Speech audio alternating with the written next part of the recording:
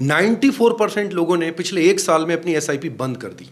बहुत सारे सवाल हैं एसआईपी और म्यूचुअल फंड को आज की डेट में, और होने भी चाहिए। जिस तरह का मार्केट है, जिस तरह की सिचुएशन है, उन सवालों को एड्रेस करना बहुत ज़रूरी हो गया है। बस कंटिन्यू करो बोलने से नहीं होगा। आपके मन में भी कोई सवाल है कि एसआईपी कंटिन्यू करूं, नहीं करूं, विड्रॉल कर लूं, या कम से कम अभी तो बंद कर दूं, इस मार्केट में तो बंद कर दूं। पूरा वीडियो जब आप देखेंगे ना, तो आपके हर सवाल का आंसर मिलेगा और आप बहुत बड़े लॉस से बच सकते हैं, और आपको बहुत बड़ा फायदा भी हो सकता है, क्योंकि डेटा ऐसा लेके आए हैं जो शायद ही आज तक आपने कहीं देखा हो। लेकिन उसके पहले मैं आप लोगों को रिक्वेस्ट करता हूं, प्लीज़ इस चैनल को सब्सक्राइब कर लीजिए। बहुत ही ऑथेंटिक वीडियो आपके पास आते हैं, और टाइम की बहुत वैल्यू होती है। सही टाइम पे सही जानकारी आप तक आ जाती है ना, तो बहुत सारे फाइनेंशियल लॉसेस से आप बच सकते हैं। तो इस चैनल को आप प्लीज़ सब्सक्राइब कर लीजिए। अब आते हैं उस सवाल पे सबसे पहले कि भाई इतने 94% लोगों ने अपनी एसआईपी बंद क्यों की। ये मैं नहीं कह रहा हूँ, ये एमफी का डेटा कह रहा है। ये देखिए, अप्रैल 25 से फेब 26 तक का ये डेटा है, और ये डेटा ये कह रहा है कि नए एसआईपी शुरू हुए 666 लाख, और जो बंद हुए वो हैं 626 लाख। मतलब जो टोटल है 94% लोग ने अपनी एसआईपी बंद कर दी। ये मन में आ रहा होगा ना कि एसआईपी क्यों बंद कर रहे हैं, और ये भी मन में आ रहा है क्या कि मैं भी कर दूं, पॉज कर दूं, बंद कर दूं, क्या करूं। नहीं आ रहा ना समझ में, आएगा समझ में। ये देखिए, तो सबसे पहले हम समझते हैं कि ये लोग एसआईपी बंद कर क्यों रहे हैं। वो एसआईपी इसलिए बंद कर रहे हैं, आपने पिछले 1.5-2 साल में एक चीज़ तो देखी है कि share market, mutual fund, SIP में उतने अच्छे रिटर्न नहीं आ रहे जितने पहले आते थे। या ये कहा जाए, जिन्होंने बड़े रिटर्न देखे 21 से 23 तक, अब उनको लग रहा है कि रिटर्न तो आ ही नहीं रहे हैं। या ये कहा जाए, जिन्होंने अभी अभी एंट्री ली है 24 में, 25 में, उनको लग रहा है म्यूचुअल फंड, एसआईपी में रिटर्न तो आते ही नहीं है, इसलिए वो बंद कर रहे हैं। एक रीज़न ये है, लेकिन एक और रीज़न है जिसलिए वो बंद कर रहे हैं, और वो रीज़न है ये। अगर आपने एसआईपी बस किसी के कहने पे कर ली है, किसी फ्रेंड ने बोला था, बैंक वाले ने बोला था कि चलो कर लो, किसी के देखा दाखी कर ली है, और आपको यही नहीं पता कि मैंने एसआईपी चालू क्यों की है, तो फिर आप बंद भी कर देंगे। क्योंकि आपको चालू करने का रीज़न नहीं पता, तो फिर बंद करने का भी नहीं पता होगा। चालू करने का रीज़न नहीं पता का मतलब कोई गोल तो हो कि अगले 15 साल, 20 साल, 25 साल, 10 साल के लिए मैंने इसके लिए प्लान किया है। May be child education, may be your retirement, may be एक लमसम अमाउंट इकट्ठा करने के लिए। तो पहली बात तो आपको चालू करने का रीज़न पता होना चाहिए, तो फिर बंद करने का रीज़न आपको पता होगा। तो अभी बंद करने का रीज़न ये है, जो ये 94% लोगों ने बंद किया, वो सबसे बड़ा रीज़न ये मार्केट है। लगातार आप देख लीजिए क्या हो रहा है। 1.5 साल पहले 85 पे था, और आज भी मार्केट 76 पे है, वहीं वहीं घूम रहा है, ऊपर जाता है नीचे जाता है। तो ऐसे ही हमारा पोर्टफोलियो भी ऊपर नीचे हो रहा है। जब पोर्टफोलियो ऊपर नीचे होता है तो मन में एक ही सवाल आता है, और वो सवाल क्या होता है कि बंद कर दूं क्या, अब निकल जाता हूं। आपको एसआईपी बंद करना चाहिए, इस समय पॉज करना चाहिए या नहीं करना चाहिए, ये सवाल सबसे बड़ा है, और इसका आंसर ये है। ये देखिए, हम आपको एग्जाम्पल के साथ बताते हैं, और वो भी डेटा के साथ। भविष्य का नहीं, अभी पास्ट का बता रहे हैं। पास्ट के जैसा ही भविष्य होगा ऐसा ज़रूरी नहीं है, लेकिन एक अंदाज़ा लगता है, पता चलता है कि वाकई में क्या हो सकता है। और आज जो पिछले 1.5-2 साल से मार्केट की सिचुएशन है, ऐसी पहले भी कभी पास्ट में थी या नहीं थी, और उस समय म्यूचुअल फंड में, एसआईपी में रिटर्न आए थे या नहीं आए थे, उस समय जिन लोगों ने बंद किया था उनको फ़ायदा हुआ, घाटा हुआ, उस समय जिन लोगों ने कंटिन्यू रखा था उनको फ़ायदा हुआ कि नहीं हुआ, ये डेटा आपको पूरा बताएगा। ये देखिए, एक व्यक्ति हैं जिन्होंने जनवरी 2000 में एसआईपी चालू किया। आपको पता है, उनको फर्स्ट उन्होंने 10,000 रुपये मंथली एसआईपी चालू किया, और निफ्टी 50 एक जो इंडेक्स है, इंडेक्स फंड में आप मान के चलिए, उन्होंने 10,000 का एसआईपी चालू कर दिया। अब उन्होंने, आप देखिए, 10,000 का एसआईपी चालू किया और 1 साल तक कंटिन्यू रखा, और 1 साल के बाद जब उन्होंने अपना रिटर्न देखा तो आपको पता है कितना था, -22.19%। फर्स्ट ईयर रिटर्न इन 2000। कैसा लगा होगा उनको। उन्होंने हिम्मत की कि नहीं नहीं, मैं इसको फिर से करता हूँ, 1 साल और करते हैं। फिर उन्होंने 1 साल और कंटिन्यू किया, उन्होंने इन्वेस्टमेंट कर दिया 2,40,000। दूसरे साल रिटर्न कितना है उनको, CAGR की बात कर रहा हूँ मैं, दूसरे साल का CAGR था -15%, दिसंबर 2001। पहले साल 22.19% माइनस में गया, सेकेंड ईयर गया -15%। अब क्या होगा, 2 ईयर रिटर्न्स आर नेगेटिव। अब क्या होगा, कोई भी होगा, मैं होऊंगा, आप होगे, सब होंगे। टेंशन तो होता है, यार ये क्या हो रहा है, -22 आ रहा है, इससे अच्छा तो एफडी था, बैंक बैलेंस बैंक में था, इंटरेस्ट रेट ही 2-3% तो आ ही जाता। ये मन में तो आता है, कई बार और भी लोग भी मिल जाते हैं, यार कहाँ फंस गए। अब क्या हुआ, इस व्यक्ति ने तीसरे साल भी हिम्मत कर ली, बोला नहीं मैं करूंगा, और तीसरे साल भी कर दिया। तीसरे साल इनका इन्वेस्टमेंट हो गया, 10,000 का मंथली एसआईपी है, 3,60,000। और तीसरे साल इनको रिटर्न आया, गैस कीजिए 2002, ये रिटर्न आया -3.61%। 3 साल हो गए, ईयर 2000, 2001 एंड 2002। ये केतन पारिक के समय का समय जब मार्केट जबरदस्त क्रैश हुआ था, जबरदस्त क्रैश हुआ था। अब आप देखिए पैनिक स्टार्ट हो गया। अब पहला साल -22, दूसरा साल -15, तीसरा थर्ड ईयर आ गया और थर्ड ईयर में क्या रिटर्न आया, -3%।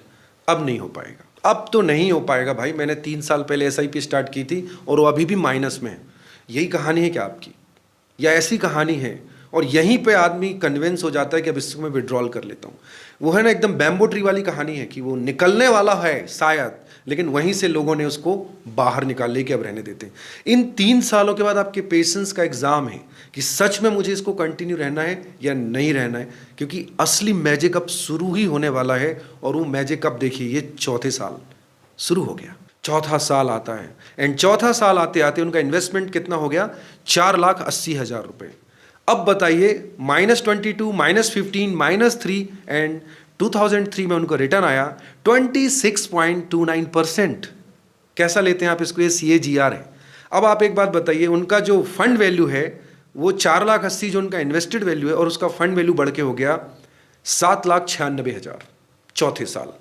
अगर ये व्यक्ति 3 साल में SIP बंद करके बाहर निकल जाता तो ये जिंदगी भर नेगेटिव रहता मार्केट को लेके, म्यूचुअल फंड SIP को लेके।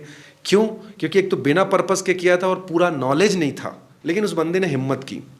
क्यों हिम्मत की? क्योंकि उसको याद आया मैंने SIP स्टार्ट क्यों की है।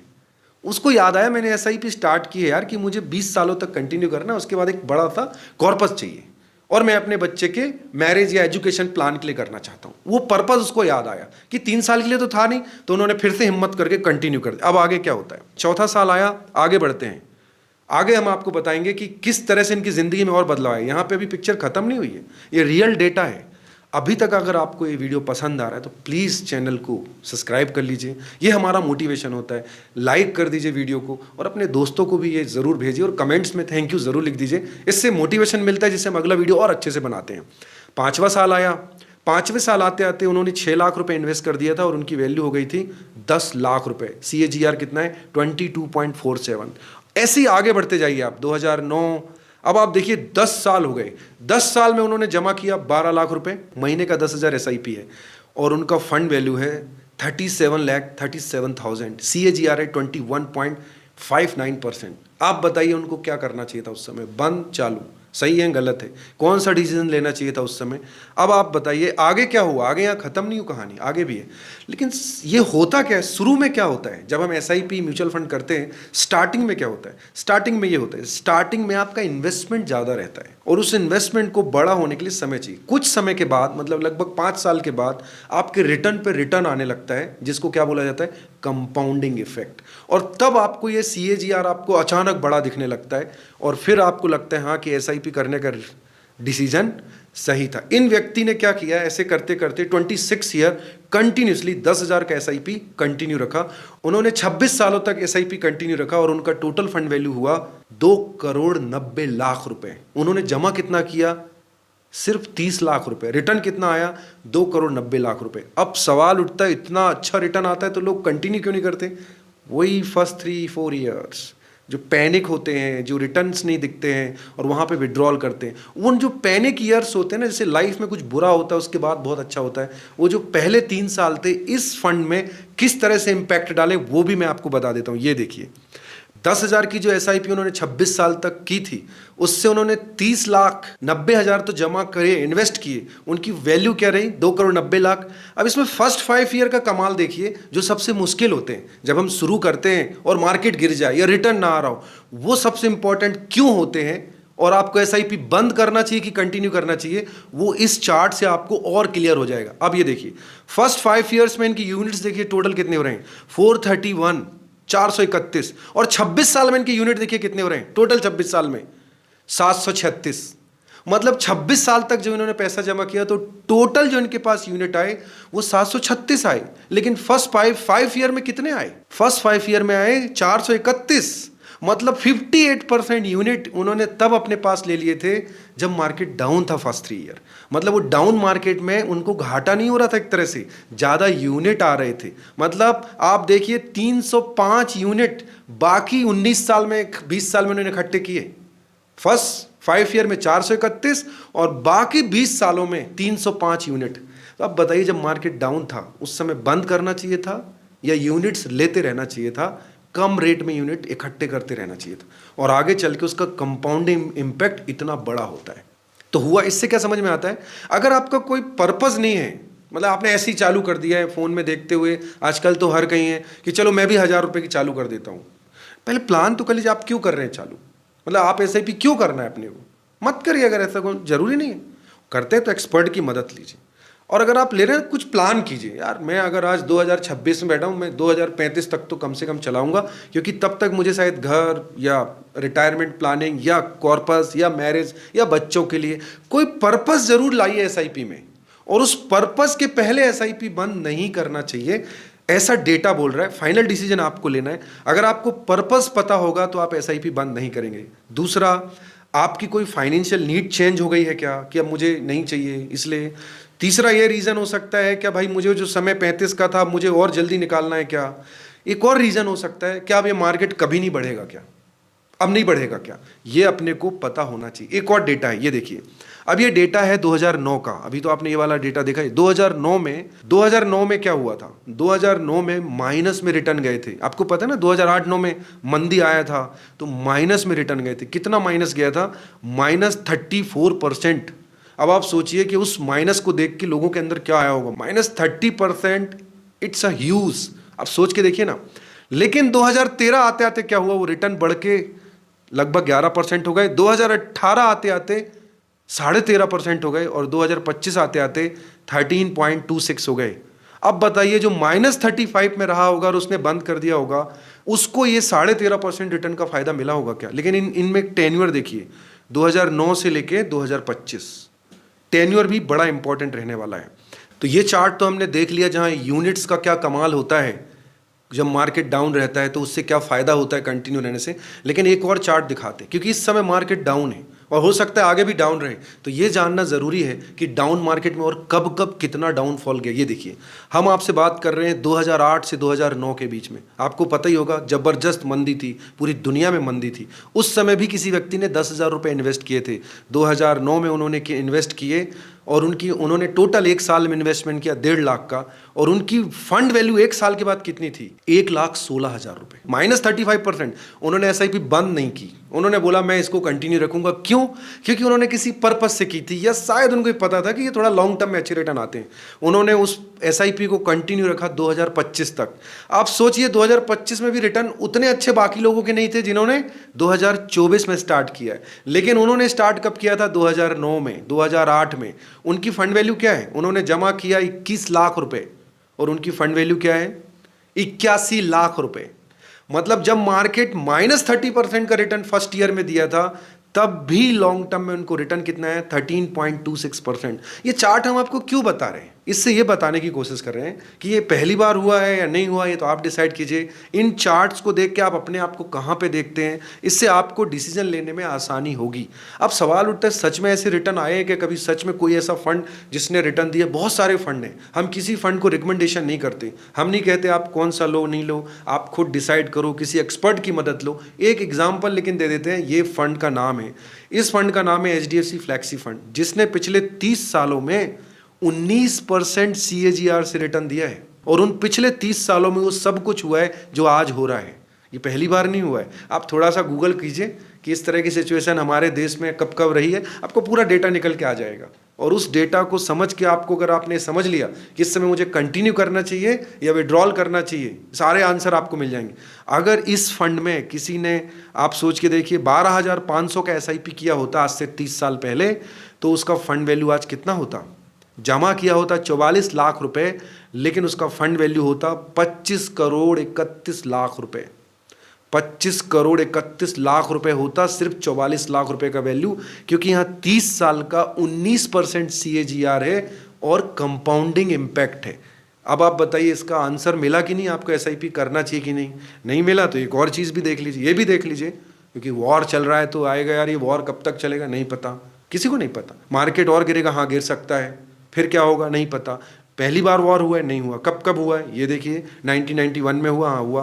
क्या हुआ था, मार्केट कितना डाउन गया था, -38%, -38%। कितने महीने में बाउंस बैक किया, 4 महीने में। कितना रिटर्न दिया बाद में, 316%। फिर 92 93 में भी गया, ऐसे बहुत सारे, 1994 में हुआ, 2001 में हुआ, 2004 में, 2006 में, 2008-9 में, 2015-16 में, 2020 तो याद ही नहीं है। कोविड आधा आधा हो गया था मार्केट, कितना टाइम लगा वापस आने में, कभी 2 महीने, कभी 13 महीने, कभी 4 महीने। 2022 में भी रूस यूक्रेन जब शुरू हुआ था तब भी -16% हो गया था मार्केट, और तब 2-3 महीने लगे थे आने में, और तब उसके बाद कितना रिटर्न दिया था, 52%। मतलब आप देखिए 91 से लेके 2022 तक कई बार वार हुए, और ये जो आज सिचुएशन है ये हर बार बनी, लेकिन एक और सिचुएशन हर बार बनी, बाउंस बैक। मार्केट की एक आदत है बाउंस बैक, एक नेचर है बाउंस बैक, लेकिन मार्केट उनको रिवॉर्ड करता है, उनको रिटर्न देता है जो पेशेंस रखते हैं, जो लॉन्ग टर्म को बिलीव करते हैं, जो कॉन्सेप्ट होता है जिनका लॉन्ग टर्म के लिए, उनको मार्केट हमेशा अनबिलीवेबल रिटर्न देता है। अब मार्केट का जो वोलेटाइल है ये नॉर्मल है, हमको ये समझना पड़ेगा।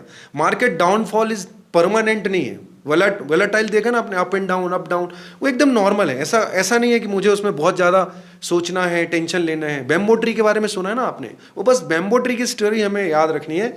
बीज बोया है, हो सकता है 2-3 साल मुझे उसका असर ना दिखे, बस मुझे उसको डेली खोद के नहीं देखना कि बड़ा हुआ नहीं हुआ, डाउट करूं होगा नहीं होगा, क्या करना चाहिए। और यही सबसे बड़ा है। बैम्बो ट्री की तरह आप ले लीजिए, 5 साल रुकिए, सही फंड चूज कीजिए कि भैया कौन सा फंड लगाना है, सही फंड से स्टार्ट कीजिए, किसी एक्सपर्ट की मदद लीजिए, आपको कभी भी लॉस नहीं होगा लॉन्ग टर्म में। ये पूरा वीडियो हमने आपको इसलिए दिखाया, हमने आपको चार्ट दिखाए, हमने आपको युद्ध के बारे में दिखाया, युद्ध में मार्केट ने कैसा रिस्पॉन्ड किया है हमने वो भी बताया, एसआईपी का हमने बताया क्या हुआ, डाउनफॉल बताए, ओवरऑल हमने पूरा डेटा आपके सामने रखा, हमने यूनिट्स की वैल्यू बताई। अब आप इस वीडियो को देखने के बाद डिसाइड कीजिए कि आपको एसआईपी कंटिन्यू रखना है या बंद करना है, या इस समय जब मार्केट गिर रहा है, जब यूनिट्स ज़्यादा मिल सकते हैं तब बंद करना है, नहीं करना, या आप डिसाइड कीजिए। ये वीडियो बनाने का मकसद था अवेयरनेस, जिससे हम डर को ख़त्म कर पाएँ और आपको सही इन्फॉर्मेशन मिले।